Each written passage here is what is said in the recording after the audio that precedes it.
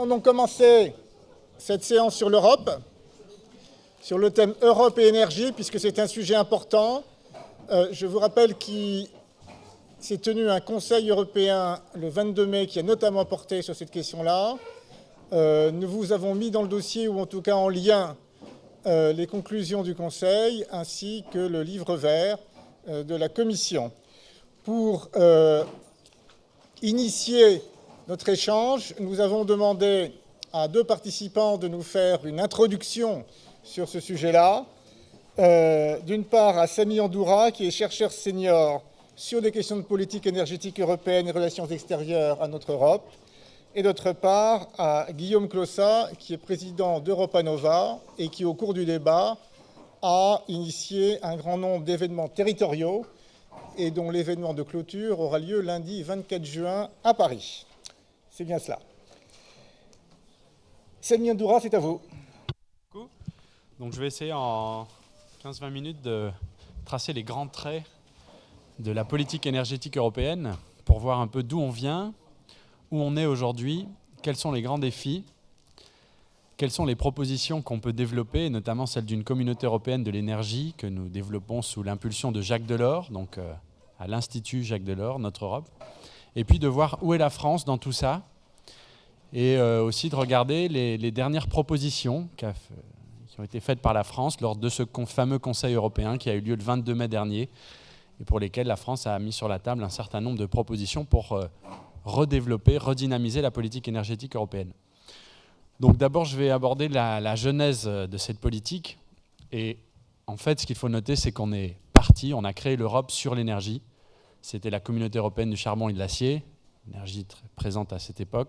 Et puis le futur, qui était Euratom, l'énergie nucléaire. Et ce qui est encore prégnant dans les débats aujourd'hui, c'est que ces deux instruments qui ont été créés allaient très très très loin. Ils prévoyaient une autorité supranationale avec des compétences très développées pour régir ces deux secteurs. Ensuite, entre les années 50 et les années 80, il ne s'est pas passé grand-chose. Parce qu'en fait, le traité de Rome, qui établissait la communauté économique européenne, n'avait pas de base juridique pour développer une politique énergétique européenne, et notamment dans les secteurs majeurs que sont l'électricité et le gaz. Donc il ne s'est pas passé grand-chose, et ce qui était évidemment incontournable, c'était la souveraineté nationale sur les choix énergétiques et la structure des approvisionnements. Quel type d'énergie on va utiliser, et est-ce qu'on va l'importer de Russie, d'Algérie ou d'autres pays, etc. Et puis à partir des années 80, on a eu l'idée de Jacques Delors de relancer le grand marché et de finaliser le grand marché intérieur au sein de l'Union européenne. Et on a appliqué les règles basiques de la libre concurrence à un secteur spécifique de l'énergie. Donc, il y a eu, aux origines de cette politique énergétique européenne, une primauté de ce processus de libéralisation, et donc pas vraiment du processus de transition, de développement durable, etc.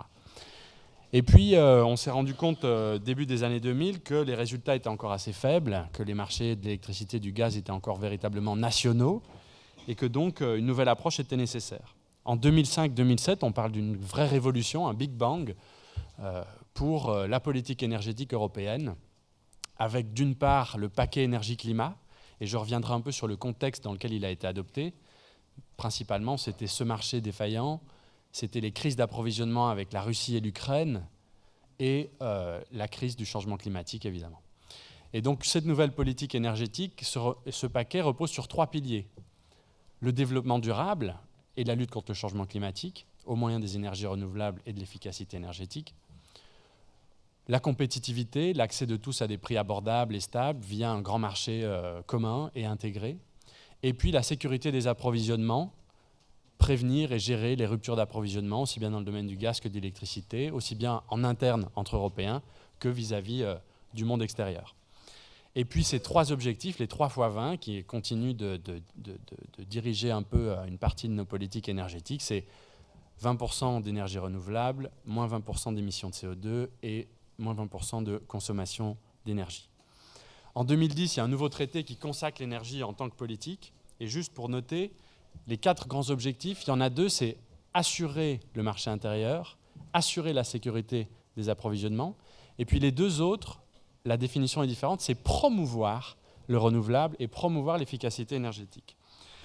Dernièrement, il y a eu ces conseils européens en 2011 et 2013, et qui ont fixé comme deadline, objectif ultime, la finalisation du marché intérieur en 2014, donc c'est très très bientôt, qu'en 2015, il n'y ait plus aucun État membre qui soit isolé du réseau, donc une certaine solidarité, et puis comment on va réaliser les objectifs d'ici 2020. Et puis enfin, à l'heure actuelle, il y a une discussion au niveau européen à propos de 2050, nouvel horizon, et les objectifs intermédiaires qui pourraient être adoptés, à savoir 2030, 2040, etc. Ensuite, pour vous montrer d'où on vient et qu'une politique énergétique européenne ne peut pas se situer sur un mix énergétique européen, c'est quelque chose qui n'existe pas, et pour vous montrer les difficultés de départ, voilà cette œuvre contemporaine et magnifique qui illustre la divergence et l'hétérogénéité des mix énergétiques en Europe, entre pétrole, gaz, charbon, nucléaire, renouvelable, et certains avec des parts très importantes. Donc revenons maintenant sur l'évaluation des principales dynamiques de marché elles-mêmes en Europe entre 2005 et 2013. Et on voit que la situation aujourd'hui, à l'heure où on aborde la transition énergétique, est différente de celle de 2005-2007 où il y a eu cette impulsion forte, où là on parlait principalement de développement durable et surtout de lutte contre le changement climatique. Dans un contexte de forte volatilité des prix des matières premières, de limitation des ressources fossiles à l'avenir, de crise d'approvisionnement avec la Russie et l'Ukraine, reconnaissance des conséquences graves du changement climatique et notamment le rapport Stern, besoin d'un changement de modèle énergétique et vu comme une réelle opportunité pour l'Union européenne, une croissance économique avec un boom des investissements, notamment dans le secteur des renouvelables. L'objectif chiffré, c'était 1 000 milliards d'euros dans les infrastructures énergétiques à l'horizon 2020. Et donc tout ça a mené à des fortes impulsions pour la coopération européenne et également dans le cadre international où les Européens étaient prêts à passer de 20% à 30% de réduction des émissions de CO2 si le cadre international le permettait. Or, cela n'est pas le cas. Aujourd'hui, on est dans un contexte de grandes incertitudes multiples et un retour en force des questions liées à la compétitivité de nos économies, principalement sortir de la crise économique. Aussi des nouvelles ressources fossiles, une compétition en hausse internationale vis-à-vis de ces ressources, des blocages internationaux sur le climat et on assiste à une importation en hausse du charbon en Europe, donc paradoxe. Une crise économique qui limite nos capacités d'investissement. Il y a une crise des investissements dans le secteur énergétique européen. La précarité énergétique qui est une réalité croissante en Europe.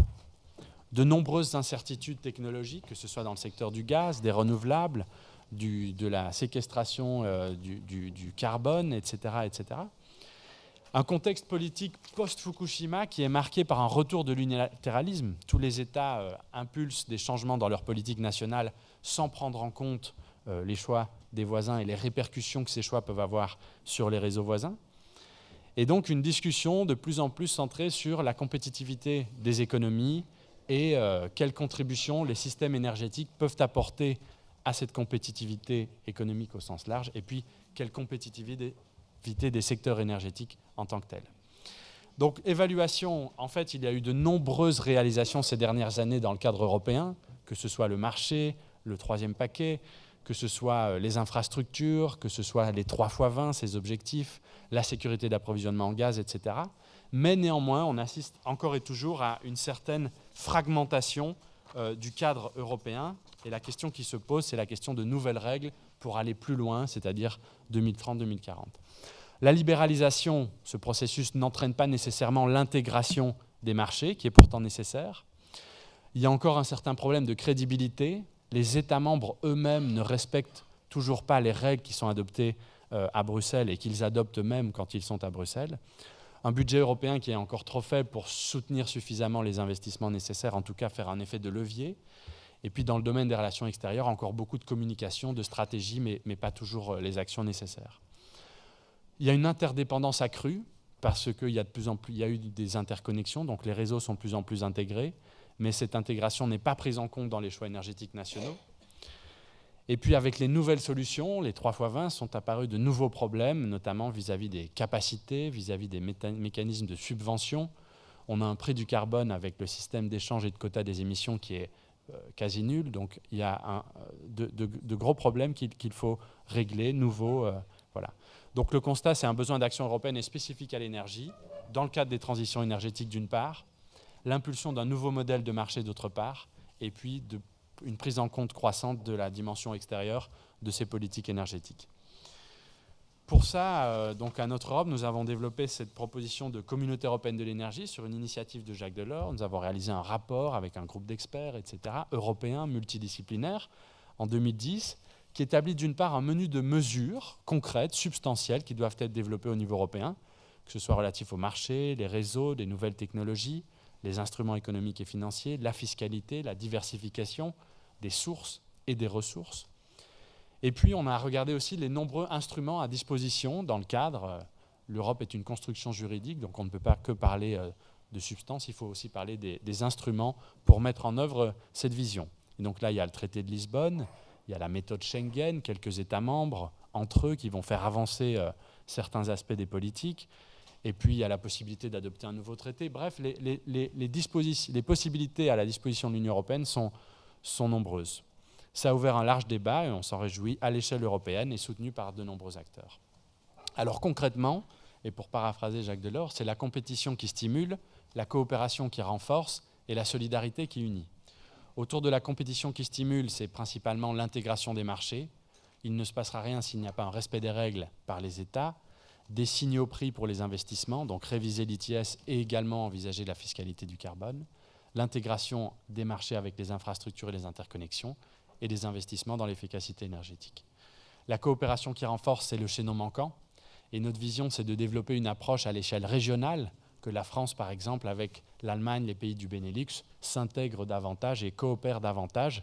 Et la base de départ serait pour cela les infrastructures de transport notamment, et puis, par exemple, les financements de ces infrastructures, la recherche, le développement.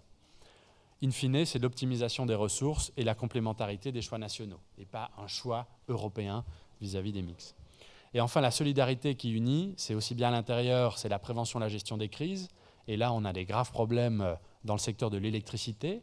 Le secteur du gaz est maintenant plutôt bien coordonné en termes de gestion des crises. Ça l'est beaucoup moins dans le domaine de l'électricité. Et puis en externe, c'est la diversification des approvisionnements, ne pas être dépendant d'une seule source et continuer à développer les partenariats économiques, technologiques nécessaires avec les pays tiers et principalement dans le voisinage de l'Union européenne au sud à l'est. Et puis finalement, interpersonnelle et financière, c'est le besoin d'une impulsion forte, politique, même si pour des questions de subsidiarité, l'action se situe au niveau national, régional et local, mais pour lutter contre la précarité énergétique. Alors dans tout ça, où se situe la France ? Eh bien, la France a évidemment une situation singulière en Europe et de nombreux avantages compétitifs, industriels, fleurons, économiques, technologiques également, en termes de prix, des prix très compétitifs jusqu'à l'heure actuelle, et puis la situation tout simplement de la France de par ses réseaux et de son interconnexion avec de nombreux pays pour importer et exporter de l'énergie. La communauté européenne de l'énergie, c'est maintenant, donc c'est une proposition qui a été développée par le président Hollande depuis la campagne pour les présidentielles jusqu'à la conférence environnementale qui a ouvert ce débat national, et donc on s'en réjouit, ça montre une vision européenne de la politique énergétique. L'Europe apparaît dans le débat national sur la transition énergétique. On a organisé notamment une conférence avec le débat national sur l'avenir de l'Europe et quel impact la transition énergétique en France peut également avoir pour ses voisins, quel enseignement on peut aussi tirer d'autres pays, donc c'est une bonne nouvelle. Et puis dernièrement, la France a mis un certain nombre de propositions concrètes sur la table, et notamment dans le cadre du dernier Conseil européen du 22 mai dernier, au sein duquel, premièrement, le constat qui est fait est assez bon, un constat qui part des problèmes croissants de compétitivité et notamment du besoin de croissance et d'emploi du secteur énergétique en tant que tel, le besoin de sécuriser les investissements à long terme et donc à cet effet d'avoir un cadre stable et prévisible au niveau européen qui se décline ensuite au niveau national, une intégration, gérer l'intégration accrue des renouvelables au sein des réseaux électriques et notamment la question des mécanismes de capacité, et puis finalement l'effondrement du prix du CO2 qui pose de nombreux problèmes en termes d'investissement et de prévisibilité pour l'industrie dans ce secteur. Les propositions concrètes vont dans le bon sens. Tout d'abord, c'est une transition énergétique nécessaire et une société à bas carbone comme objectif ultime des politiques énergétiques, et donc réviser l'ITS, et ensuite s'engager pour des objectifs de réduction du CO2 de 40% à l'horizon 2030, de 60% à l'horizon 2040. Réfléchir sur d'autres objectifs, renouvelables, efficacité énergétique, voire d'autres. Ensuite, l'industrie énergétique forte et donc créatrice de croissance et d'emplois, avec un certain nombre de mesures concrètes qui doivent être développées. Mettre à jour le fonctionnement du marché intérieur, donc réviser les règles qui ont été adoptées, et intégrer davantage les renouvelables via plus de coordination, et aussi dans le domaine des subventions, un échange des bonnes pratiques notamment est nécessaire au niveau européen. Enfin, continuer à investir dans les infrastructures et surtout les interconnexions, donc pas de repli sur soi. Renforcer les aspects sociaux liés au marché intérieur et principalement la précarité énergétique. Et puis finalement, développer au niveau européen on va dire une approche globale et stratégique des enjeux globaux de diversification des approvisionnements, comme tous les autres acteurs majeurs, américains, chinois, etc., développent dans leur cadre national. Donc c'est un programme ambitieux et bien équilibré, néanmoins qui relève plutôt de la coordination que d'une véritable coopération entre États. Et donc maintenant, la question qui se pose véritablement, c'est comment faire pour mettre en œuvre cette vision. Et là, on insiste sur une distinction entre, d'une part, ce qu'on peut faire à l'Europe des 28, dans le cadre général de l'harmonisation des règles, donc des règles qui sont décidées à Bruxelles et qui sont ensuite appliquées au niveau national, et puis d'autres secteurs, d'autres enjeux majeurs qui, eux, requièrent la coopération des États. Et cette coopération peut difficilement s'envisager à 27. Donc il faut réfléchir à comment les États peuvent eux-mêmes s'approprier ces objectifs et les développer avec notamment leurs États voisins. On pense que c'est un enjeu majeur. Donc clairement, on peut faire des progrès sans parler de mix énergétique européen. C'est la politique des petits pas, mais c'est néanmoins la politique qui a fonctionné depuis longtemps dans le domaine énergétique. Et puis pour conclure, il faut garder à l'esprit qu'en mai 2014, donc dans moins d'un an, auront lieu les élections européennes. Et à ce titre, on doit ne pas être que sur une position défensive, mais l'Europe peut être aussi offensive et offrir un agenda positif. Et l'énergie fait clairement partie de cet agenda positif. Et nous nous réjouissons que dans la synthèse de la journée citoyenne des débats, si la transition énergétique doit être encadrée politiquement, à quel niveau pensez-vous que cela doit être fait en priorité? Eh bien que l'Union européenne apparaisse comme une priorité. Merci vivement, merci pour votre attention. Merci beaucoup. Alors, on va passer directement à la seconde présentation, de manière à avoir un débat, un échange complet sur les questions européennes. Je sens qu'Alexandre Grillat grille d'avoir envie d'intervenir. Guillaume Clossat, mais j'ai noté qu'Alexandre Grillat voulait parler rapidement. Oui, ben merci bien de cette présentation. Non, attendez. On fait la présentation et ensuite, voilà. Merci. D'abord, merci pour votre invitation et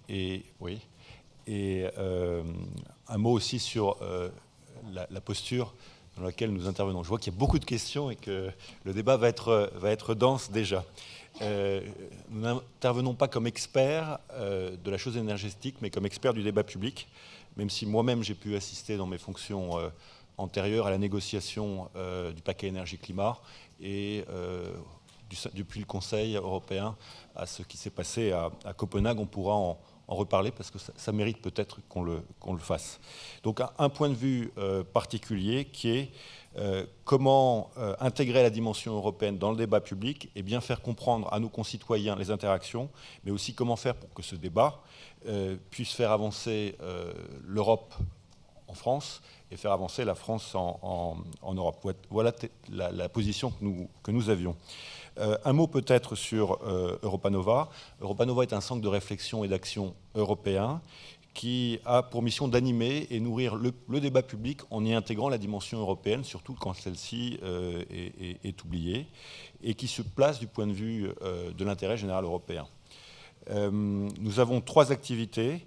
Une activité idée, nous avons initié ce qui est devenu le traité de Lisbonne, Erasmus pour tous sur le mécanisme de stabilité, une activité débat public, et c'est dans ce cadre-là que nous avons initié une plateforme nationale pour intégrer la dimension européenne dans ce débat sur la transition énergétique, donc qui fait partie de ce cycle, et puis une activité leadership où nous, à l'échelle de l'Union européenne, rassemblons des trentenaires de toute sensibilité pour réfléchir à des analyses communes, donc des philosophes, des mathématiciens, des économistes, des industriels, des politiques, pour définir un point de vue, une sensibilité commune sur des sujets, et parmi ces sujets, bien sûr, le développement durable et l'énergie.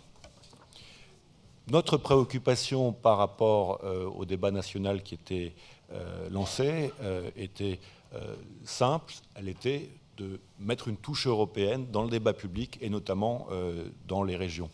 La lecture que je vais vous donner est une lecture de post-rationalisation en intégrant les préoccupations et les attentes des citoyens, des experts que nous avons consultés.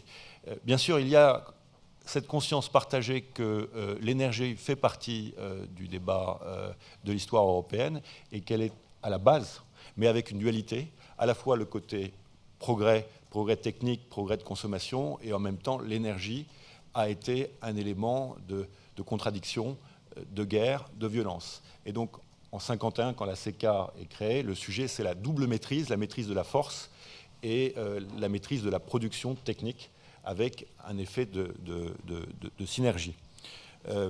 Deuxièmement, l'enjeu européen, c'est un échelon qui est pertinent et un échelon important. Et je dirais deux choses qui nous sont montées du terrain. D'abord, la transition énergétique et l'énergie est une préoccupation et une expérience qui est commune à tous les Européens. Tous les États aujourd'hui vivent, quel que soit leur mixte énergétique, les mêmes préoccupations, dérégulation et puis le souci d'une meilleure re-régulation, digitalisation, décentralisation tant au niveau des collectivités locales qu'au niveau résidentiel, réduction de la demande et hausse des prix pour des raisons que vous connaissez.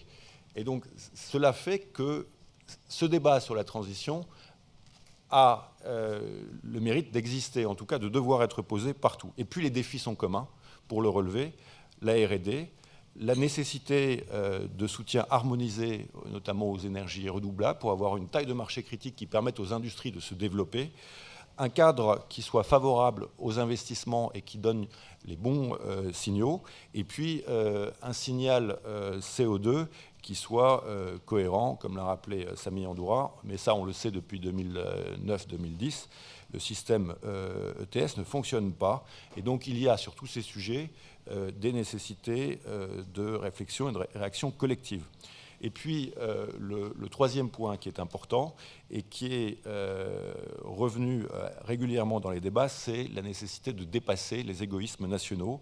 Il y a une conscience d'une interdépendance très forte sur le sujet énergétique, et notamment nous Français, particulièrement avec les pics électriques en hiver, où on voit notre dépendance et notre interdépendance par rapport à l'ensemble du système électrique européen. Donc un enjeu majeur qui est un enjeu pédagogique et une attente de nos concitoyens qui est d'avoir une vision globale avec les différents échelons. Et c'est dans ce cadre-là que nous avons monté ce débat avec nos partenaires qui sont ici présents, Leclerc, l'ARF, mais aussi quelques industriels, et un débat dans différentes régions, parce que chaque région a ses spécificités, sa culture, son potentiel énergétique, mais aussi ses relations, et ça c'est très intéressant, avec les régions frontalières. Et la coopération énergétique, si elle se passe au niveau régional, se fera aussi dans des logiques de cohérence et de proximité. Alors, quels enseignements tirer de ce débat? Je dirais qu'il y a deux types d'enseignements. Il y a des enseignements généraux et avec une sorte de surprise. Nous ne nous attendions pas à ce qu'il y ait une mobilisation massive en région sur la dimension européenne du débat sur la transition.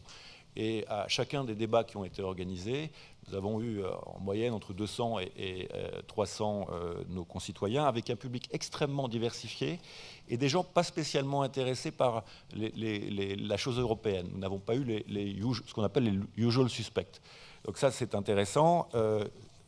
Différentes CSP, différentes générations, première chose. Deuxième enseignement, un désir de compréhension.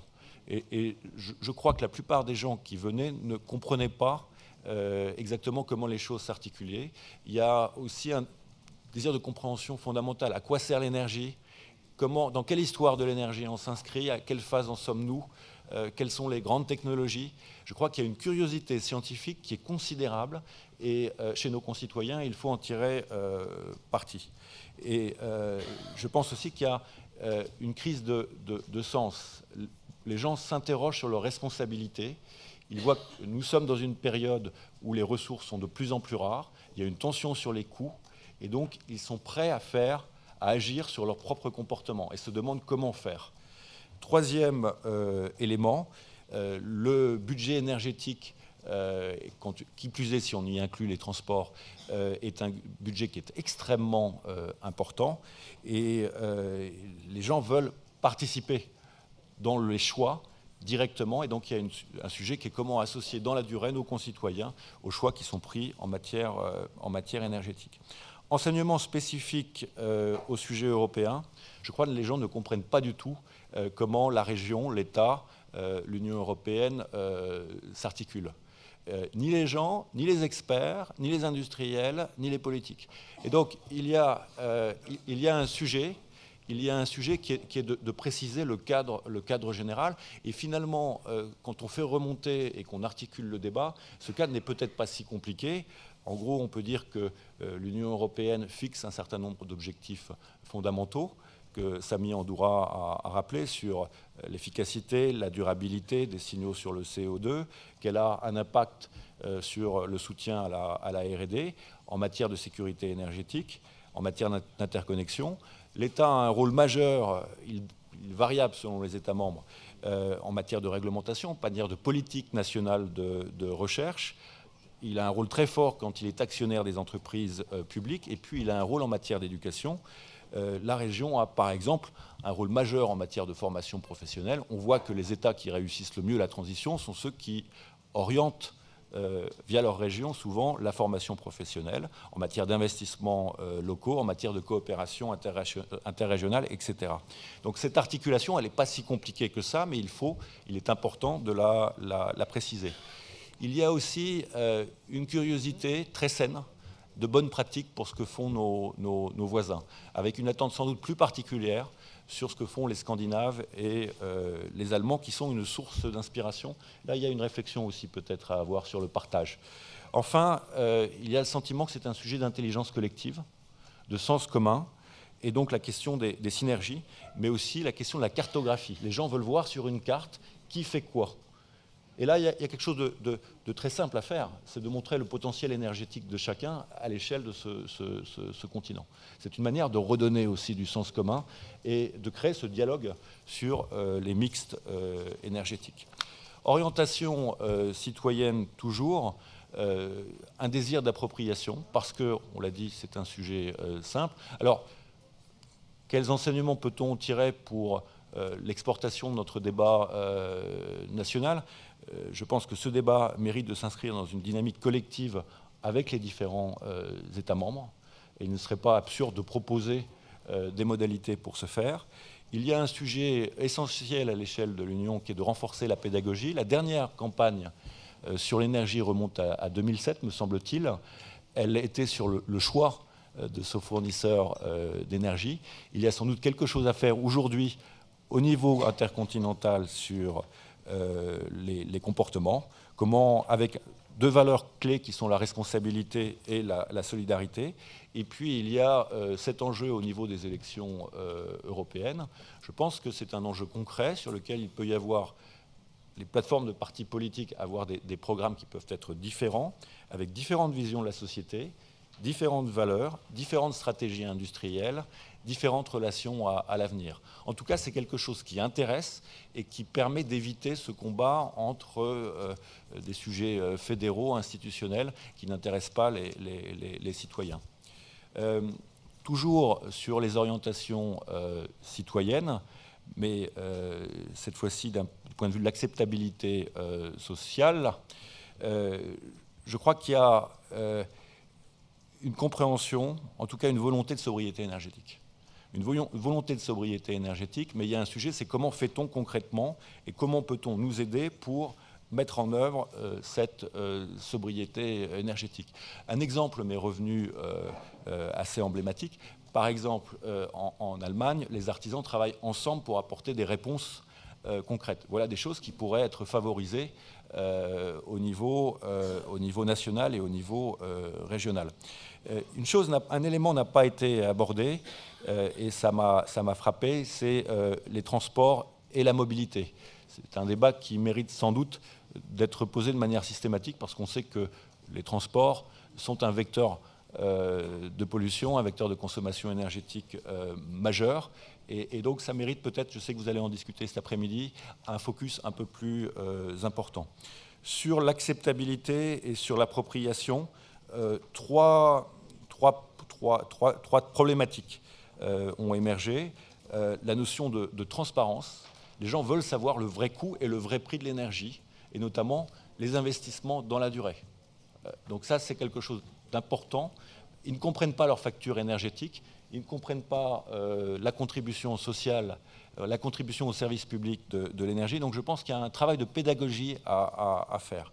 La traçabilité, elle est importante à la fois pour la compréhension globale, mais aussi pour la solidarité et pour la compréhension qu'il y a un enjeu aussi commun extérieur. Et puis le sujet des arbitrages collectifs. Pour finir, les orientations politiques, je crois que nos concitoyens sont prêts à, je dirais, une grande politique européenne de la transition énergétique, dans la mesure où, derrière la transition énergétique, ils y voient aussi quelque chose qui peut être un choix majeur de civilisation au sens pluridisciplinaire du terme. Il y a, alors ça je dirais plutôt chez les Français, mais on sent cette appétence qui est forte, le souci d'une politique industrielle ambitieuse pour faire émerger des champions européens, pour une vraie politique communautaire en matière de R&D. Nos concitoyens sont conscients que le stockage est un défi collectif et que le stockage nécessite des investissements et que ces investissements se feront à l'échelle de l'Union ou ne se feront pas véritablement au moins. Et puis, il y a une compréhension sur la nécessité de développer les réseaux, à la fois pour celui qui produit au niveau local, mais aussi pour faire face à toutes sortes d'intempéries. Il y a le sentiment d'une sorte de vulnérabilité par rapport au sujet énergétique, et la connexion est une réponse qui permet de gérer la solidarité dans l'interdépendance. Quelles orientations politiques ? Il y a, je pense, un certain nombre de thématiques qui reviennent et qui font petit à petit l'objet d'un consensus. Elles croisent les propositions de notre Europe, et c'est assez intéressant en ce qui concerne la fiscalité, donc je ne redévelopperai pas. En revanche, il y a un souci, slide suivant s'il vous plaît, de faire évoluer la gouvernance territoriale. Je crois que les acteurs locaux ont compris qu'il y avait un véritable enjeu, qu'ils veulent exercer une pleine compétence et qu'ils comprennent aussi qu'il y a un enjeu véritablement concret, citoyen, qui est à la fois industriel, économique, social, majeur. Dans la gouvernance, il y a cette nécessité de visibilité européenne sur les moyens de production et les potentiels, avec cette idée de cartographie que j'ai déjà soulignée, et puis la nécessité de garantir un dialogue, une coopération beaucoup plus fine entre les mixtes énergétiques. Mais ça, c'est rendu possible dès qu'on a une cartographie et dès qu'on a une compréhension qui est harmonisée et qui est commune. Pour presque conclure, je crois qu'il y a... Non, le slide précédent, il ne l'est pas. Il y a la possibilité de construire un narratif énergétique commun, avec 3 dimensions, mais ce qui est intéressant, c'est que ces dimensions s'inscrivent dans une histoire plus longue que l'histoire de l'Union européenne propre. Une dimension sur le passé, qui concerne l'histoire de la relation des Européens avec l'énergie, et cette histoire commence en fait avec les révolutions industrielles. C'est une autre histoire de l'Europe qui a le mérite de montrer qu'il y a des phénomènes structurants qui impactent les modes de vie, le rapport au progrès, le rapport à la consommation, le rapport à l'éthique, qui concernent l'ensemble du continent depuis quasiment 2 siècles, et qui dépassent donc le cadre strictement national. On parle d'histoire, on parle de valeurs, on parle de sens commun pour le passé. C'est très important si on veut réussir cette transition énergétique. Il y a un sujet du présent, qui est l'interdépendance et la complémentarité, qui est extrêmement présente chez nos concitoyens, avec cette nécessaire solidarité, qui est bien sûr à géométrie variable, mais qu'il s'agit de mettre en œuvre, et cette conscience que chacun d'entre vous peut porter, qui est que nous sommes face à des expériences communes et à des défis communs, et que globalement, nous vivons un risque de précarité, une conscience très européenne du moment. Et puis, le troisième axe, c'est l'avenir, la relation à l'avenir, le développement durable, la sobriété, l'influence de l'Europe dans le monde et dans la gouvernance mondiale. Tout ça fait partie d'un projet de société européenne qui continue en fait à mettre l'énergie et notre relation énergétique comme moteur. Et juste pour conclure quelques citations, quelques propos qui sont revenus assez régulièrement, mais qui sont très simples. Hein. C'est qu'il faut assumer, en osant parler d'Europe, il y a partout la recherche de repères, et on revient à cette idée de CK, donc, qui est aussi portée par Jacques Delors, d'une communauté européenne de défense. Il y a ce sentiment d'unité, il faut que l'Europe parle d'une seule voix, et puis cette nécessité de cap, de sens. Voilà la contribution de ce débat. Nous ferons des propositions plus précises en Sorbonne à 16h30 lundi qui vient, en présence notamment de la commissaire européenne au climat et de la ministre, et ça donnera lieu à un débat auquel vous êtes tous très chaleureusement invités. Merci.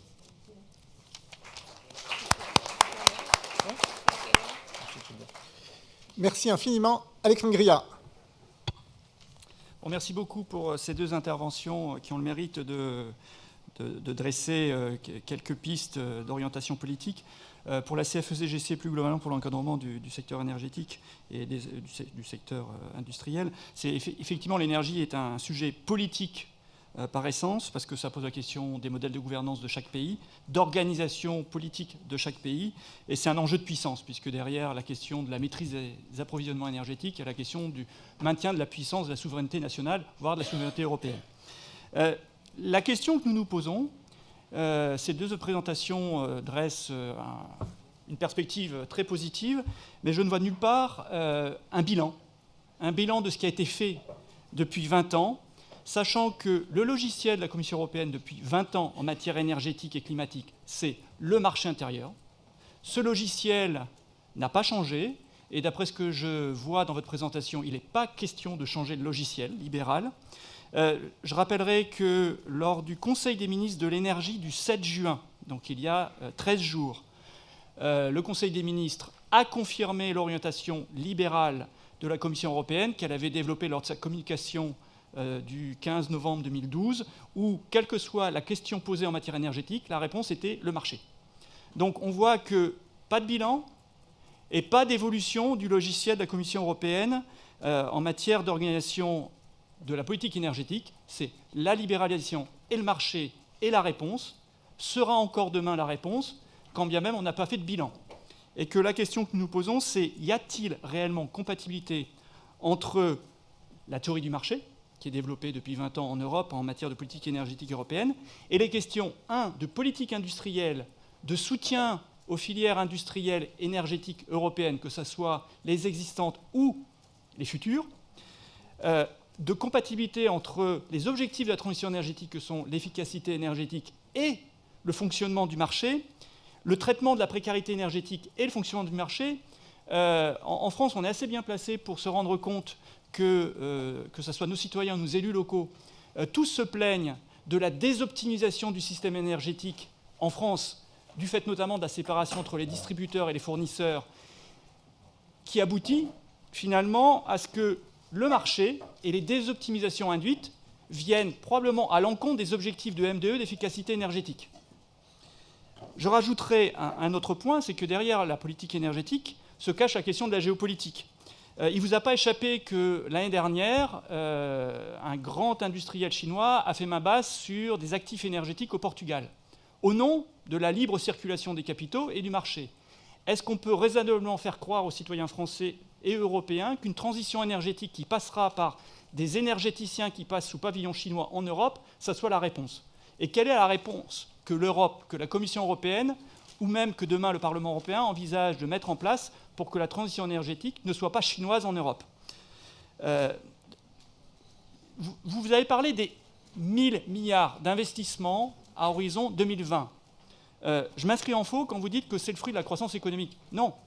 C'est les modèles de politique énergétique choisis par différents pays, et notamment de transition énergétique, aboutissent à une multitude d'investissements dans les infrastructures, dans les moyens de production, qu'ils soient nucléaire, charbon, hydraulique et bien sûr ENR, et que ces 1000 milliards d'investissements, ce n'est pas le fruit de la croissance économique, c'est le fruit d'un vieillissement des actifs industriels et des évolutions des politiques énergétiques.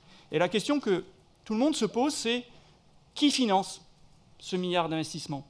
Si c'est le privé, ou du moins les entreprises, se pose la question des modèles de régulation qui donnent une visibilité pour investir sur des actifs qui vont durer 10, 20, 40, 60 ans, voire 100 ans pour des actifs hydrauliques. Aujourd'hui, le marché ne donne pas de visibilité à long terme aux investisseurs pour qu'ils puissent investir. Deuxième point, on prendra le cas allemand, les industriels allemands, du fait de l'Energiewende 2, ont été financièrement mis à genoux. Ce qui fait que E.ON RWE décide de sortir du marché allemand pour aller hors d'Europe. Donc si les industriels ne sont pas en mesure de financer ces 1000 milliards d'investissements, qui va le faire? Et avec le phénomène de dette publique, il n'est pas sûr que ce soit le public qui le fasse. Enfin, pour être un peu taquin, on parle beaucoup de l'Allemagne, c'est un modèle, l'Energiewende 2. Je vous rappellerai simplement que certains disent que Angela Merkel, si elle est réélue, reviendra sur le modèle de l'Energiewende 2 qu'elle a mis en place en 2011, qu'il y a une fragilisation du système électrique allemand du fait d'un développement des ENR qui n'avait pas été piloté industriellement. Il y a bien évidemment le recours au charbon et l'importation de charbon américain pour alimenter les centrales au charbon allemandes, et que le modèle énergétique allemand est complètement lié à son modèle politique, qui est, alors vous faites de l'histoire, qui est issu du Saint-Empire romain germanique, où les régions, les Länder, ont de tout temps, depuis plusieurs siècles, constitué l'outil de puissance allemand. Mais néanmoins, depuis quelques mois, et je conclus là-dessus, l'Allemagne, qui est érigée en modèle, a décidé de remonter au niveau fédéral le pilotage de la transition énergétique en matière de réseau. Ce qui fait que, quand vous parlez de territorialisation, et de manière sous-jacente, vous parlez des réseaux, l'Allemagne est en train de remonter au niveau national, fédéral, le pilotage pour que la transition énergétique soit une réussite et n'aboutisse pas à des risques majeurs de blackout. Donc, mon intervention, c'était pour rappeler un certain nombre de choses et que ça ne soit pas oublié dans le débat. Merci M. Grilla pour cette intervention très complète. C'est à M. Chorin. Si vous pouviez être un tout petit peu plus bref pour que tout le monde puisse s'exprimer. Merci beaucoup. Je vais être effectivement un peu plus bref parce qu'Alexandre a dit beaucoup de choses de ce que je voulais dire. Alors voilà, donc effectivement, je reprends à mon compte ce qui vient d'être développé. J'ajouterai juste une chose. S'il y a un bilan qui doit être fait, et nous sommes un certain nombre à réclamer un bilan de la déréglementation, c'est quand même la moindre des choses qu'on puisse faire. Si un bilan doit être fait, il devrait être fait d'une façon indépendante de la Commission européenne, parce qu'évidemment, si c'est Juan Manuel Barroso qui le fait, on a vu ce qu'il a dit sur l'exception culturelle, on est sûr du résultat. Donc il faudrait, ça a été revendiqué souvent par les ONG, d'avoir des expertises indépendantes. Là, il faudrait une expertise effectivement indépendante, parce que jusqu'à présent, c'est la Commission, c'est le Conseil qui demande à la Commission de savoir si elle a bien fait son travail, et imperturbablement, elle répond « oui, j'ai bien fait mon travail, mais j'ai un petit peu encore de problème, il faut encore que je mette une couche dans le système », et on a des directives qui succèdent aux directives, et à chaque fois, elle n'est jamais contente du résultat auquel elle arrive. Donc je pense que cette question d'un bilan indépendant est une question centrale. Mais moi, je voudrais revenir sur un certain nombre de points liés au document que vous nous avez donné sur les conclusions de la Commission, du Conseil du 22 mai. Il y a deux sujets majeurs qui m'apparaissent importants, un sur les infrastructures et un sur le gaz. Sur les infrastructures, je crois qu'il faut bien comprendre, et c'est dit au point 5a, plus il y a un marché intérieur intégré, plus il y a d'interconnexions, et l'objectif c'est 10% d'interconnexion. Donc la question que je pose c'est, est-ce que les Français, les Allemands, les Tchèques, ainsi de suite, sont prêts à voir passer les lignes électriques très haute tension qui correspondent à ce choix politique-là? Et deuxième élément, s'ils sont prêts, est-ce que vous êtes prêts à alléger les contraintes environnementales, ça a été demandé sur les éoliennes, pour permettre d'arriver au résultat que vous vous fixez? Parce que sinon, je veux dire, ça restera incantatoire. J'ajoute qu'il y a un élément dans les conclusions qui est extrêmement intéressant aussi au point 2e, où le Conseil demande à la Commission des orientations sur les mécanismes portant sur les capacités et la question des flux d'énergie non programmés. En fait, ça revient aux Allemands qui, de temps en temps, avec les éoliennes, envoient massivement de l'électricité, ce qui fait que la Tchéquie ou la Pologne ont été obligés de stopper ces interconnexions. Donc la question, elle est quand même tout à fait centrale. C'est oui ou non, est-ce qu'on est en mesure de faire les interconnexions qui sont programmées, et est-ce que tous ceux qui sont ici présents sont d'accord pour voir passer une multitude de lignes liées à ces choix politiques-là? Sinon, on est effectivement dans l'incantation. Le deuxième point, c'est sur le gaz. Parce qu'à l'époque, lorsqu'on a fait l'ouverture du marché du gaz, on avait un monopole des vendeurs, russes, algériens, norvégiens. On n'avait pas de gaz sur l'Europe, et on avait un monopole des acheteurs. La Commission a cassé le monopole des acheteurs en pensant que ça ferait baisser les prix, ce qui, évidemment, était relativement déroutant sur le plan de l'analyse économique. Le résultat a été effectivement tout à fait conforme aux attentes. Elle a été obligée d'inciter à recréer des structures d'achat communes pour essayer effectivement de peser sur le marché. Mais la question que je pose maintenant, c'est deux choses. La première chose, dans la mesure où il y a du gaz potentiellement, je ne sais pas s'il est là ou il n'est pas là, en France on ne le sait pas, dans d'autres pays il est moins important que ce qui était prévu, mais je parle du gaz non conventionnel. Est-ce que le point 6b du texte qui dit « La Commission a l'intention d'examiner la question d'un recours plus systématique aux sources d'énergie autochtones », est-ce que le mot « énergie autochtone », ça veut dire gaz de schiste ou pas? Parce que je pratique un peu la novlangue européenne, mais j'ai un peu de mal des fois à décoder un peu tous les éléments, donc ça serait intéressant de savoir, sachant que l'Allemagne en fait, et que d'autres pays en font, et que, voilà. Donc ça, il faut quand même aussi le dire. Et puis le deuxième point, et je termine là-dessus, parce que ça m'apparaît absolument déroutant, c'est le point 8b, qui évoque sur le gaz la question de la corrélation contractuelle entre les prix du gaz et ceux du pétrole. Il faut quand même bien voir que s'il y a eu ça, c'est parce qu'on a eu des contrats à long terme passés avec Gazprom, avec Sonatrach, avec Statoil, qui étaient fondés sur ça. Et ça correspondait à une sécurité d'approvisionnement. Donc si maintenant on veut décorréler ça, ça suppose quand même qu'on dénoue les contrats, ce qui est quand même n'est pas une mince affaire, on l'a bien vu. Alors on a pu éventuellement toucher un peu à l'équilibre limité, mais on ne peut pas aller très loin. Donc tout ça pour dire que la Commission fait un certain nombre de textes, elle ne fait aucune autocritique sur les textes qu'elle a faits, elle veut toujours aller plus loin, et puis il y a un certain nombre de textes incantatoires dont pour le moment on ne mesure pas encore les conséquences. Je crains qu'on se réveille un moment avec des conséquences absolument redoutables, en particulier en termes de prix, en termes d'acceptabilité des populations. Merci Jacques Hicherin. Je rappelle tous à la brièveté si possible. Jean-Yves Lébert. Oui, alors moi ça va être très bref. J'ai un petit problème par rapport à l'histoire qui nous a été contée tout à l'heure, où il y a quand même une énorme omission, qui est la Convention de Paris en 1960, qui organise l'irresponsabilité des États et des opérateurs nucléaires en matière qui organisent leur irresponsabilité, tout simplement, en matière d'assurance, mais donc l'irresponsabilité tout court. Ça me pose un petit problème, parce que c'est quand même un élément fondateur de la politique européenne de l'énergie, et quand on part de manière irresponsable, il est bien compliqué derrière de rétablir cela, et puis de ne pas voir cette date figurer alors qu'elle est inscrite, la convention avait été dûment enregistrée auprès de l'OECE à l'époque. Ça me pose un petit problème de déni, et quand on est dans le déni à ce point-là, ça signifie qu'on a peut-être un petit peu de mal à avancer, et un petit peu coincé dans les ambiguïtés. Donc j'aimerais bien avoir une réponse de l'Europe là-dessus. Merci. Barizarditi. Oui, je vais intervenir sur 3 points, mais j'ai auparavant juste une question très précise. Il me semble, vous avez à 3 reprises parlé de moins 20% de CO2, des objectifs de 2030 de CO2, etc. L'Europe gère le CO2 ou tout gaz à effet de serre? Attendez, répondez tout de suite, puis après je prends tout ceci. Elle gère tout. Pardon? Gère tout. Tout? Bon, alors non, mais à chaque fois, vous avez dit seulement CO2. Donc, excusez-moi, je préfère faire préciser. Ce fut un très grand débat au sein de ce débat ici, donc merci. Alors, moi, il y a une chose que je vais pouvoir me passer, c'est que j'avais prévu de dire que moi, je trouvais qu'il y avait quasiment incompatibilité entre l'ultra-libéralisation qui se plaide en Europe et qui va maintenant aller jusqu'aux États-Unis, et le fait que l'Europe veuille gérer une politique énergétique. Quand on dit il y a un marché à tout va qui fait ce qu'il veut, résultat, effectivement, on a l'effondrement des ETS, la fraude à la TVA et que sais-je. Donc, oublions, ça a été largement détaillé. Je voudrais intervenir. Deuxième point. Vous dites on veut faire l'Europe des infrastructures. Que voilà un sujet que je connais bien. Je me suis battu il y a 10 ans contre la ligne à haute tension France-Espagne. On a réussi à l'arrêter 10 ans, elle est revenue par la fenêtre. Mais bon, voilà. Donc, le problème, c'est quel type d'énergie veut-on faire ?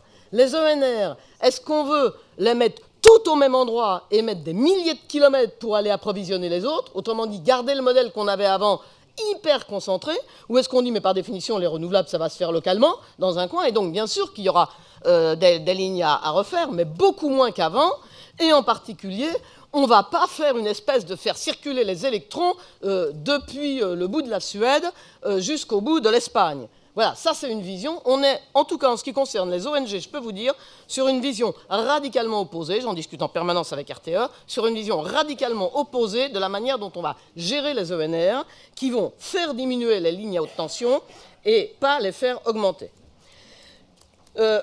Avant-dernier point, vous n'avez pas vraiment parlé de 2030, mais enfin c'est quand même écrit là. Quelqu'un a évoqué les gaz à effet les gaz de schiste qui sont déjà là. Vous avez envoyé une consultation, d'ailleurs, sur les gaz de schiste, qui était une consultation, mais d'un tronqué absolument hallucinant. Et par exemple, il y avait écrit « Êtes-vous d'accord pour qu'on fasse des gaz de schiste dans n'importe quelle condition ?» ou « Êtes-vous d'accord pour qu'on fasse des gaz de schiste en faisant attention à l'environnement et à la santé ?» Point. Ou alors « Ne sait pas ».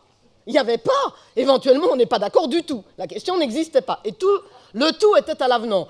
Vous comprenez que, bon, on a été quelques-uns à répondre quand même, peut-être en vous disant un peu ce qu'on pensait du questionnaire. Mais donc voilà, donc, non, autant vous dire tout de suite, à l'Europe, les gaz de schiste, on n'en veut pas, d'accord ? Et alors, plus grave, dans votre truc de 2030, l'efficacité énergétique disparaît quasiment. Juste pour Brézarditi, c'est pas l'Union européenne qui est là, c'est notre Europe qui n'est pas exactement la même chose, c'est pas qu'il en fait, voilà.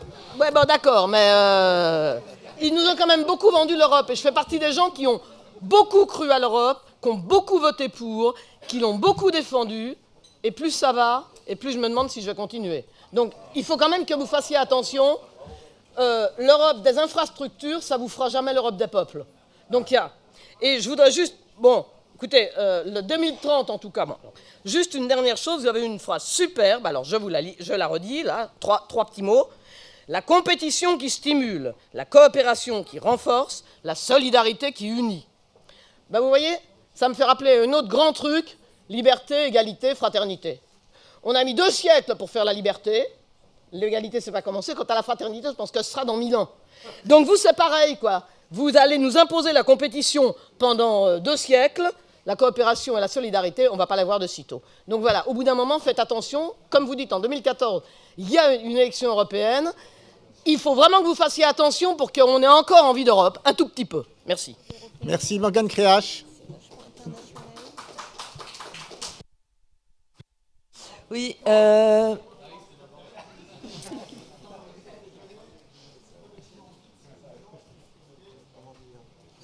Juste 3 remarques. Je trouve un petit peu dommage dans la présentation qui a été faite et dans ce que la France porte quand on parle d'une communauté européenne de l'énergie et pas d'une communauté européenne de l'énergie et du climat. Je pense que ça aurait été un projet légitime et pertinent pour la France dans le sens où elle va accueillir aussi la conférence internationale sur les changements climatiques en 2015. Donc ne pas oublier aussi la question des changements climatiques. Quand on lit les conclusions du Conseil du 22 mai, on se rend compte que ça passe à la trappe, que ce n'est pas la priorité, donc ça serait important que la France le porte. Ensuite, plutôt une question de calendrier. Vous n'avez pas parlé du Conseil de printemps de mars 2014, qui va être une échéance décisive sur le futur paquet énergie-climat 2030. Donc comment on articule ce débat ici aujourd'hui avec ce Conseil ? Et enfin, dernier point, c'est sur l'objectif 2030 de 40%. On sait très bien que c'est clairement insuffisant pour lutter contre les changements climatiques. Donc on espère que le niveau d'ambition n'est pas figé et que la France ira au-delà d'un objectif de réduction de 40%. Merci infiniment, Serge Vidal. Oui, alors effectivement, beaucoup de choses ont été dites et bien dites par les autres organisations syndicales et par Maryse Arditi. Donc je ne vais pas en rajouter, mais effectivement, c'est pas de cette autre Europe-là que nous voulons. Effectivement, vous nous avez fait une présentation sur plus de marché, alors que le marché on a vu, ne marche pas. Et justement, un mot sur la question du bilan.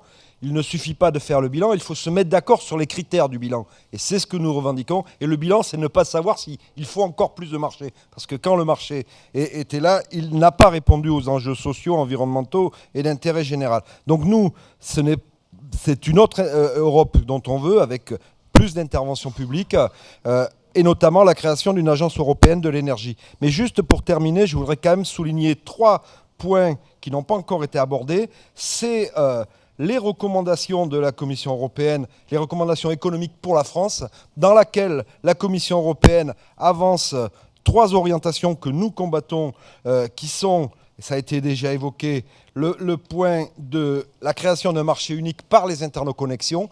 Pour nous, les interconnexions transfrontalières doivent être définies dans un objectif de solidarité entre les réseaux nationaux et de solidarité et d'efficacité énergétique. Et pas pour créer un marché, pour faire venir l'énergie le plus loin possible et parfois de façon polluante. Donc, et puis, je vais vite avec les questions de qui va payer, mais ça a été bien exposé. Le deuxième point, c'est demander à la France de supprimer les tarifs réglementés de vente pour d'accélérer le processus pour les industriels. Nous nous y sommes opposés, c'était effectivement l'opposition sur la loi NOM, et d'accélérer le processus de concession hydraulique sur lequel, là aussi, on s'est exprimé, on s'est y compris exprimé dans ce débat de transition énergétique comme une opposition claire sur ce processus que demande et même impose la Commission européenne dans le cadre des recommandations économiques. Merci beaucoup. Marc Jedliska. Oui, merci. Alors, j'ai été très dubitatif sur la première intervention, je vous l'avoue, parce que le début était tout à fait correct, mais j'ai trouvé qu'elle était assez orientée. Pour faire vite, je pense que le débat qu'on voit poindre ici, c'est l'Europe des marchés contre l'Europe des États. Nous, on plaide plutôt pour l'Europe des citoyens et des régions. Et ça correspond tout à fait par hasard aussi à la vision qu'on a de la transition énergétique. Donc c'est bien du bas vers le haut qu'il faut remonter, non du haut vers le bas. L'exemple des interconnexions est tout à fait révélateur. Aujourd'hui, le marché essaye de faire porter aux renouvelables le besoin d'interconnexion que lui-même a pour pouvoir accélérer les échanges, alors qu'en réalité, ce n'est pas les renouvelables qui créent ce besoin-là, malgré tout ce qu'on peut dire ou entendre. Donc je crois que c'est vraiment important de le noter. Il y a besoin de faire rêver sur l'Europe. Il y a aussi des choses qui ont été oubliées. Il y a notamment les programmes européens, l'énergie intelligente Europe aussi, les FP4, les intérêts, etc. Il y a une horizontalité dans l'Europe aujourd'hui, dans les acteurs de terrain, qui marchent peut-être pas au niveau des États, mais qui marchent très bien dans les acteurs de terrain, des échanges tout à fait intéressants. J'ai beaucoup apprécié par contre l'intervention d'Europa Nova. Alors j'ai eu l'honneur de participer à un de leurs forums en région, et comme on est partenaire, c'est un peu les pro domo. D'abord, l'intervention était à mon avis tout à fait intéressante. Donc c'est biaisé. Sauf sur l'aspect interconnexion, il faudra qu'on en rediscute. Mais je pense que J'attendais juste là. Il y avait beaucoup de questions qui étaient posées, qui étaient tout à fait dans ce qu'on a besoin d'entendre sur l'Europe, c'est-à-dire une Europe à construire. Bon, l'Europe a eu son intérêt, elle a empêché des guerres, elle a servi à quelque chose et pas à rien. Aujourd'hui, il y a un carrefour à choisir. On plaide vraiment pour l'Europe des régions et des citoyens. Et ça, il faut qu'on avance dessus avec tous les Européens convaincus dont je fais partie malgré tout. Merci infiniment. Christophe Porquier. Oui, alors, on voit bien le constat sur... on ne va pas faire le procès ici de l'Union européenne qui n'est pas présente, d'ailleurs, enfin de la Commission en tout cas, qui n'est pas présente, mais on voit bien les difficultés, on trouve dans le bilan, on trouve tout et son contraire, du positif et du négatif. Sur les territoires, notamment, un fort encouragement à aller sur des démarches de recherche et développement, d'accompagnement de nouvelles technologies, qui est un peu le postulat de la stratégie de Lisbonne, finalement, c'est-à-dire de faire le pari que l'avantage technologique va suffire à s'imposer sur le marché.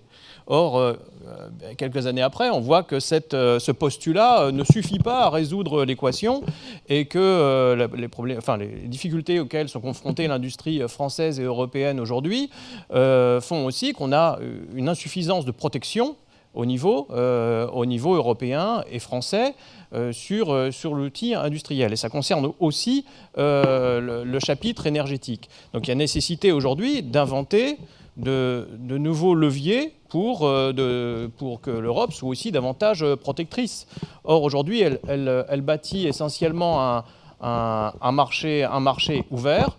Alors, aujourd'hui, il y a des mesures qui existent, qui sont soumises au débat. Par exemple, l'accès qualifié au marché, et qui a déjà été mis en place avec la directive REACH, je crois, qui fait qu'on ne fait plus reposer les contraintes sur les pays ou sur des mesures sur les nations, mais sur les entreprises.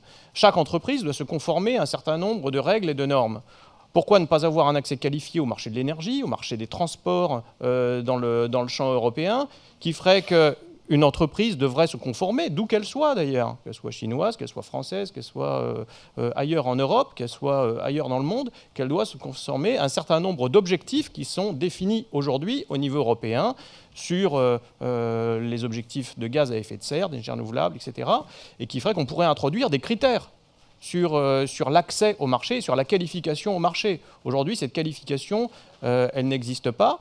Et c'est ça qui fait que l'avantage compétitif qui pouvait être développé par l'investissement sur les technologies, finalement, si les mêmes technologies sont développées dans d'autres pays, mais avec d'autres moyens, par exemple avec de la production de charbon, eh bien, finalement, les efforts qu'on aura pu faire en France ou en Europe dans ces domaines-là, en essayant d'investir sur des technologies beaucoup plus sobres, ils ne seront pas récompensés. Donc est-ce que ce n'est pas une piste aujourd'hui pour pouvoir consolider un marché européen qui aujourd'hui est notamment aidé par le contribuable aussi sur les énergies renouvelables, mais qui doit aussi bénéficier à son industrie et au développement des nouveaux emplois dont on parlait tout à l'heure.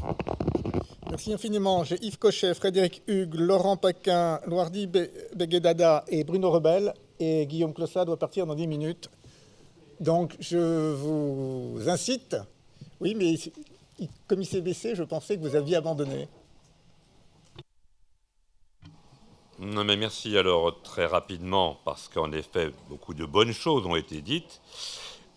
Juste une remarque en ce qui concerne cette Convention de Paris de 1960, qui était postérieure au Price-Anderson Act américain. Il s'agissait au contraire de responsabiliser les États en matière nucléaire, en déresponsabilisant, disons, à la fois l'industrie nucléaire elle-même et le privé, qui n'avait pas le droit de garantir des primes d'assurance à hauteur de dizaines de milliards de dollars ou d'euros pour les éventuels accidents graves dans tel ou tel réacteur ou centrale. Et donc, on paye deux fois d'une certaine manière. On paye, bien sûr, le kilowattheure, mais on paye aussi l'assurance qui n'est pas faite par le privé. En tout cas, elle est très plafonnée. Bon.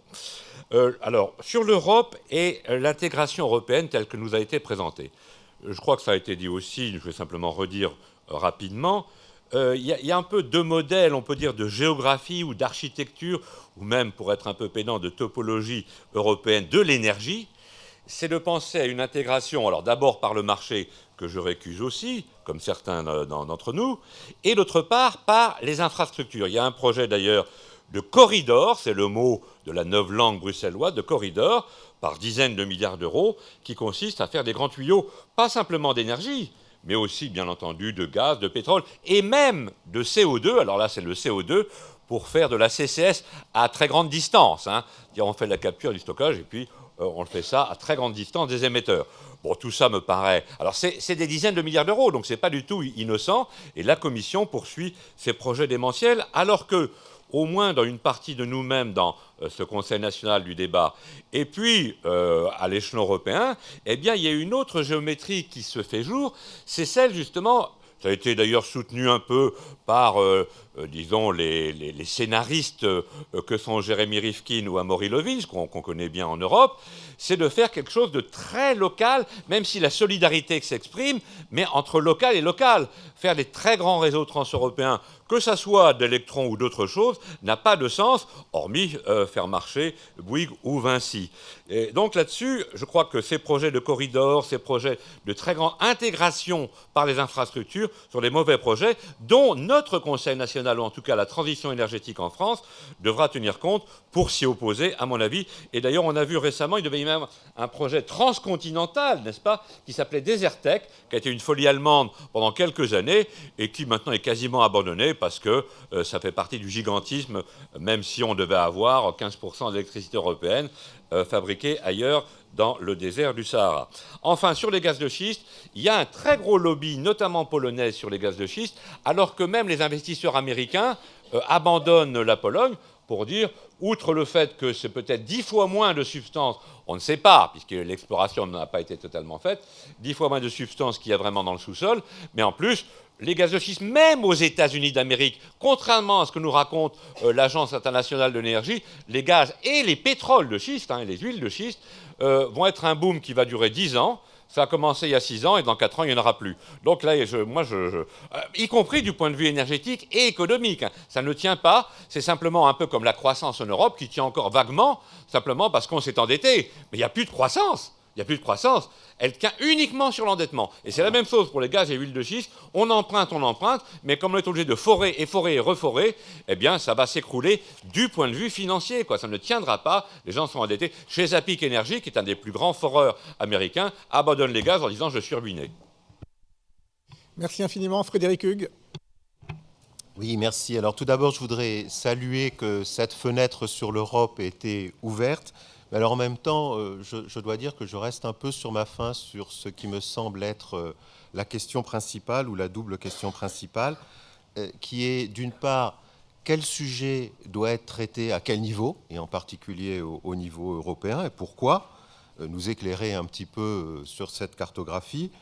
Et l'autre aspect de cette question, c'est avec quel soutien ou au contraire quels obstacles au niveau européen. Et à cet égard, je dois dire que je ne mets pas en opposition l'Europe des citoyens et l'Europe des marchés. J'ai l'impression que l'une ne peut pas se faire sans l'autre et que, et ce sera une illustration de mon propos, il serait très intéressant pour le débat national sur la transition énergétique de savoir quel est le point de vue des citoyens dans les autres pays européens sur tel ou tel sujet, et en particulier, quelle est leur appétence ou pas pour le marché et ses évolutions nécessaires.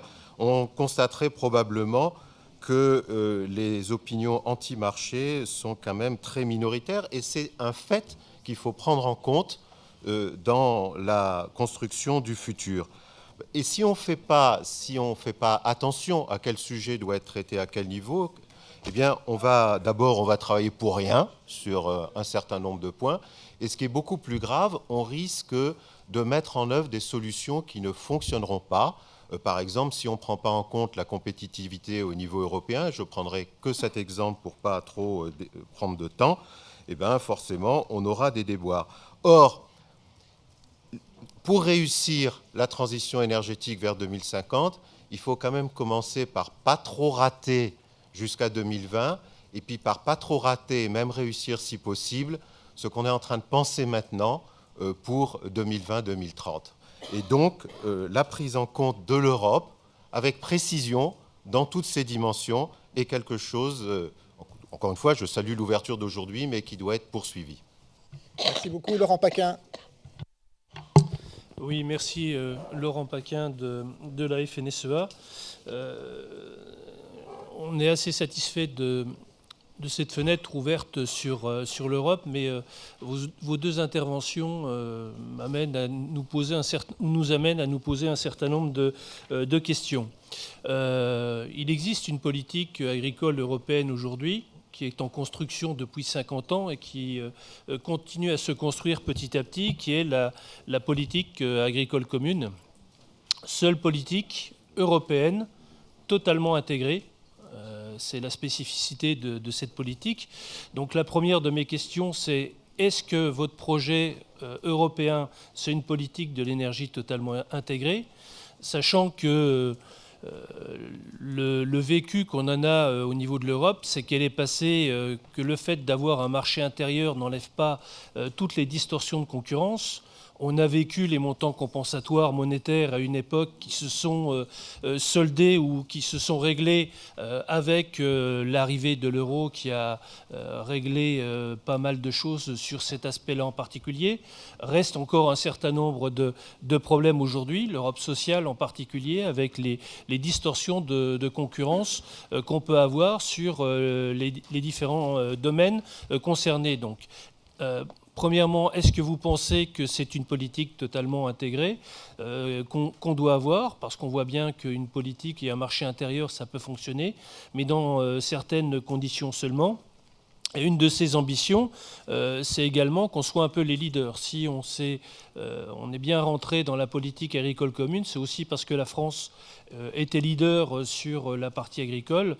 Il faut aussi qu'on ait cette ambition d'être les leaders au niveau de l'énergie. Sinon, je ne suis pas certain qu'on y retrouve complètement nos petits, pardon pour l'expression, mais dans ce cadre, voilà nos questions. Merci infiniment, Louardi Boguedada. Oui, une petite remarque simplement, c'est réaffirmer, ça a déjà été dit, mais que la compétition des entreprises énergétiques vient impacter directement ce que demande d'ailleurs l'Europe de faire le 3x20. On ne peut pas à la fois demander aux collectivités territoriales de conduire des politiques de maîtrise des consommations de l'énergie localement et en même temps organiser la compétition des entreprises, des énergéticiens, parce que leur modèle économique les amène à, venir aller à contresens des investissements qui peuvent être mis dans l'efficacité énergétique. Ça, c'est la première remarque. La deuxième remarque, c'est que, s'agissant des réseaux, on a un peu de mal sur les territoires à comprendre pourquoi on essaye de construire des autoroutes. À ma connaissance, enfin en tout cas la manière dont on peut le comprendre, c'est qu'aujourd'hui, l'Europe, en matière d'approvisionnement énergétique, est relativement bien maillée. Chacun des territoires s'est maillé à l'échelle nationale. S'il y a parfois des déséquilibres, etc., c'est parce que nous sommes dans un modèle qui est encore fortement consommateur d'énergie et que le modèle qu'on souhaiterait développer dans le cadre de la transition énergétique, dans le cadre du facteur 4, c'est un modèle qui est beaucoup, beaucoup plus sobre que celui d'aujourd'hui. Et donc, qui a beaucoup moins besoin de réseaux ultramaillés à l'échelle européenne, mais beaucoup plus de réseaux qui soient intelligents et plutôt autour des grands centres urbains, enfin des grands bassins de vie, plutôt que des réseaux qui font voyager un électron, entre guillemets, de Hambourg jusqu'à Malaga en Espagne. C'est un peu, je dirais, cette contradiction-là qui nous semble apparaître, en tout cas dans la politique européenne énergétique. Merci. Jean-Patrick Masson, un dernier mot. Pour faire simple, il y a une chose qui m'a semblé être absent de ce qui nous a été exposé, et en tant que coordonnateur national de la Convention des maires, je m'en étonne, c'est celui de la Convention des maires elle-même, et donc de l'engagement volontaire. Alors en France, c'est à peu près 130 collectivités locales, essentiellement urbaines, qui sont engagées à appliquer les 3x20 à l'horizon 2020. À titre volontaire, alors ce n'est pas qu'une pétition d'intention, puisqu'on a une obligation de reporting auprès de l'Union européenne, de telle manière à voir comment les choses évoluent dans la réalité de nos territoires. Et moi, je suis un peu étonné que donc cette signature directe, parce que c'est ça sa particularité, on ne passe pas par l'État, on passe directement entre les collectivités concernées, qui seront presque 6 000, puisqu'il y a une séance de signature lundi prochain à Bruxelles, donc presque 6 000 au plan européen, qui ont pris cet engagement. C'est quand même quelque chose qui pèse aussi dans la stratégie européenne.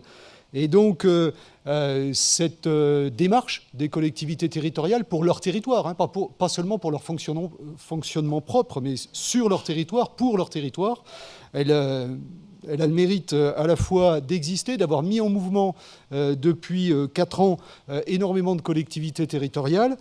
Et moi, la question finalement que j'ai au bout de tout ça, en dehors de l'absence de cette mention, c'est le post-2020 finalement. Est-ce qu'on ne devrait pas avoir une 3x30 en 2030, 3x40 en 2040, et puis ça aboutirait finalement à quelque chose qui ressemble au résultat qu'on recherche entre nous, c'est-à-dire en 2050 avoir l'essentiel de l'objectif européen et national qui soit atteint, facteur 4 et diminution par moitié de la consommation énergétique en France.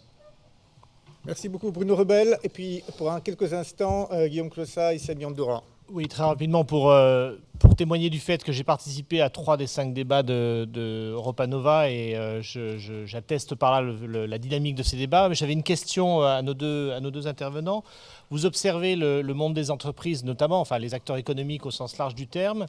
Est-ce que vous avez l'impression qu'il y a une spécificité européenne au regard de la part de ces acteurs au regard de la transition énergétique, ou est-ce que ailleurs dans le monde, il y a une approche radicalement différente ou un peu différente ou très similaire à ce qu'on peut observer aujourd'hui en Europe? Merci. Merci. Lequel de vous deux pour quelques instants? Guillaume Clossat peut-être? Je réponds très rapidement. Sur le rôle des acteurs, aussi bien les entreprises que les collectivités locales, je crois que c'est un rôle fondamental, que ça mérite d'en parler plus et que les acteurs qui mettent en place une vraie politique de transition énergétique ont des gains et qu'à terme ça coûte moins cher. Je l'ai vécu moi-même dans mon entreprise. Le sujet, c'est qu'il faut une taille critique. Il faut une masse critique pour pouvoir avoir des gains suffisants et une masse critique notamment en expertise d'innovation. Ça, c'est un sujet majeur. Deuxième sujet sur ce que doit faire l'Union, les États, etc. Il y a 2-3 choses qui me paraissent absolument nécessaires. Il y a un besoin de cohérence, et notamment au niveau de la Commission européenne. L'articulation actuelle avec un commissaire au climat, un commissaire à l'industrie, un commissaire, etc., c'est pas possible. Donc il faut un portefeuille unique et il faut de la cohérence. Et avec cette cohérence, il y a beaucoup de choses qui seraient vues de manière différente. Et puis il y a un besoin de principe de concertation, tant au niveau des États membres qu'au niveau de la Commission, parce que la société a changé et qu'elle a besoin, sur ce sujet en particulier, d'être associée. Sur ce que peut faire l'Union européenne. Je crois que nous vivons dans une période qui est une période de transition considérable, avec une révolution industrielle qui n'est pas seulement une révolution énergétique, mais une révolution biotechnologique, une révolution des matériaux avancés, une révolution qui concerne quasiment tous les secteurs de la science. Et c'est au regard de ces évolutions-là que nous devons investir massivement et rapidement en se focalisant là où nous avons les avantages compétitifs qui sont les technologies d'avenir et en n'investissant pas seulement sur la R&D. La vérité, c'est qu'en matière de recherche fondamentale, nous sommes les meilleurs au monde sur les 6 des 10 principales technologies clés, mais sur ce qu'on appelle la vallée de la mort. Et cet investissement sur la vallée de la mort, il ne peut se faire qu'à l'échelle européenne avec beaucoup plus d'argent et il doit être fédéral. Et je suis désolé de le dire, je parle à titre personnel et pas au niveau de la plateforme de débat qu'on l'a fait, mais il faut une masse critique et il faut choisir quelques centres, comme les Américains, les Chinois, les Canadiens, pour pouvoir avoir cette masse critique. Concernant les entreprises européennes, la réalité, je ne parlerai pas seulement des entreprises énergétiques, c'est que beaucoup ont décidé de désinvestir l'Europe, qu'ils ont des potentiels d'innovation en Europe très forts, mais que ces potentiels d'innovation sont beaucoup moins rentables que les gains qu'ils peuvent avoir en investissant en Asie, aux États-Unis et ailleurs. Et donc, il y a une prophétie autoréalisatrice qui est en train de se réaliser. C'est pour ça qu'il y a besoin d'une politique européenne avec des signaux forts et pas seulement des signaux nationaux, qui est qu'il faut investir dans l'Union véritablement et dans nos entreprises, dans nos services, etc. Je suis à peu près convaincu qu'il y a des gains d'innovation absolument formidables. La seule problématique qu'il y a, c'est que les nouvelles technologies qui existent permettent de produire avec beaucoup plus d'efficacité. Et donc il faut réfléchir aussi à une politique de transition professionnelle massive. Si on ne le dit pas, on ne fera pas ce qu'il faut faire. Et là, il y a une conscience collective que vous et que les syndicats doivent développer et que cette stratégie de transition professionnelle doit aussi se faire, en tout cas être impulsée en partie à l'échelle de l'Union européenne. Ensuite, il y a un sujet d'éducation majeur de nos concitoyens et cette politique d'éducation, elle n'a pas été mise en œuvre. Elle doit se faire au niveau local, au niveau national, mais elle doit, à mon sens, relever d'un pacte européen. Et puis, dernier élément, je pense que le sujet européen, manifestement, nécessite beaucoup plus de temps et qu'une des décisions pourrait être de consacrer une semaine au moins à ces problématiques parce que ni Sami, qui a dû être succinct, ni moi-même n'avons la possibilité en si peu de temps de vous présenter un panorama qui soit exhaustif et qui permette de comprendre la diversité, la complexité, la pluralité et l'interdépendance des différents enjeux. Merci beaucoup. Alors, on me demande d'être très bref. On parle souvent d'Europe entre la pause café et le déjeuner. On m'a demandé de stimuler un débat et je suis content de voir que c'est une mission réussie. On ne peut être exhaustif quand on parle en 15 minutes de l'évolution de la politique énergétique européenne. Et puis, l'idée était d'être critique, mais également constructif. Alors, je vous invite vraiment à consulter le rapport qu'on a fait, qu'on a publié. Vous allez sur le site de Notre Europe, l'Institut Jacques Delors, rapport de 2010, et vous verrez à quel point on est critique à l'égard du processus de libéralisation et justement de ce primat du processus de libéralisation. Donc je suis assez interpellé de voir vos commentaires, et notamment critiques à cet égard, comme quoi nous pourrions faire une apologie de ce marché. Je crois que ça révèle aussi les sensibilités qui peuvent exister dans cette salle. Maintenant, peut-être 2 points sur lesquels je voudrais juste quand même être précis. Le premier, quand on parle de marché, il faut faire une distinction entre 2 choses au niveau européen. Il y a le processus de libéralisation d'une part, qui s'applique dans chaque État membre, avec, que vous connaissez bien, et puis le processus d'intégration, et qui est une chose différente. La libéralisation, elle a été réalisée. L'intégration, elle ne l'est pas. Or, nous ne sommes pas critiques vis-à-vis du processus d'intégration, parce qu'il est nécessaire, et madame, vous mentionnez notamment les infrastructures, ce n'est pas l'Europe des peuples, eh bien, désenclaver des États comme les États baltes du système électrique et énergétique russe, eh bien, ça apporte directement des bénéfices de solidarité, de sécurité d'approvisionnement pour ces peuples d'Europe. Un autre exemple, c'est le développement durable. La Belgique, structurellement, ne pourra pas développer ce potentiel nécessaire, renouvelable, pour ses capacités électriques. Donc elle va devoir structurellement importer de l'électricité d'autres pays. Donc ces aspects impliquent une intégration. Donc le développement durable, la sécurité d'approvisionnement et pas seulement l'intégration des marchés pour des bénéfices commerciaux. Et puis dernier point important à mon sens, c'est quand même l'Europe. L'idée du message n'est surtout pas de dire que l'Europe peut tout faire et que l'Europe doit tout faire et que Bruxelles, s'il décide de tous les aspects de politique énergétique, eh bien l'avenir sera assuré. Au contraire, je crois qu'il faut distinguer entre, d'une part, et c'est la spécificité de l'Europe vis-à-vis d'autres régions du monde, c'est le besoin d'avoir une vision politique et un cadre réglementaire adéquat pour permettre à cette vision d'exister. Et ensuite de développer les instruments qui sont nécessaires, de les mettre à la disposition des États membres. S'ils veulent les utiliser, s'ils ne veulent pas les utiliser, c'est un autre problème, ça relève de la responsabilité du cadre national. Et puis, donc, il appartient aux États eux-mêmes ensuite de mettre en œuvre ces objectifs, de prendre les choix stratégiques, etc. Et là, nous insistons sur la coopération. Et le message, et notamment le message de Jacques Delors, de dire la coopération qui renforce et la solidarité qui unit va bien au-delà des aspects uniquement du marché. Et puis, il faut garder enfin, et je conclurai là-dessus, qu'on fait face à une gouvernance complexe. Et je vous invite à lire ce rapport qui suggère de nombreuses réalisations, de nombreux instruments, comme les groupements européens de coopération territoriale, qui permettent à des régions transfrontalières de coopérer davantage. Ceci est encore presque peu ou prou utilisé en Europe. Donc il y a une gouvernance aussi au niveau régional, au niveau local, mais qui peut avoir un parapluie, un cadre européen. Voilà. Merci beaucoup. Merci infiniment. Nous vous remercions tous, ainsi que Guillaume Clossat, pour je crois, cet échange finalement qui a été souhaité par beaucoup et qui est fructueux.